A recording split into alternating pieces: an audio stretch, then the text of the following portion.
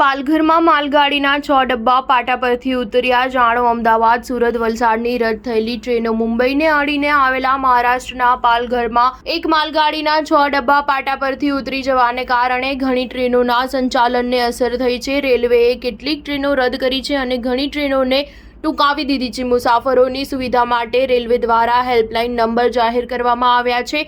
મહારાષ્ટ્રમાં મુંબઈ મેટ્રોપોલિટન ક્ષેત્રમાં આવતા પાલઘરમાં માલગાડીના 6 ડબ્બા પાટા પરથી ઉતરી ગયા છે. આ કારણે પશ્ચિમ રેલવેએ ડઝનબંધ ટ્રેનો બંધ કરી છે. રેલવેએ મુસાફરોની મદદ માટે હેલ્પલાઇન નંબર જાહેર કર્યા છે. પાલઘરમાં માલસામાન ટ્રેનના ડબ્બા પાટા પરથી ઉતરી ગયા બાદ મુંબઈ અને ગુજરાત વચ્ચે દોડતી ટ્રેનોને સૌથી વધુ અસર થઈ છે. પશ્ચિમ રેલવેના મુખ્ય પ્રવક્તા સુમિત ઠાકુરના જણાવ્યા અનુસાર આ ઘટના સાંજે 5:10 વાગે બની હતી અને કોઈ જાનહાનિના અહેવાલ નથી. આ ટ્રેન પનવેલ જઈ રહી હતી. તેના પર લોખંડના તારના બંડલ લોડ કરવામાં આવ્યા હતા.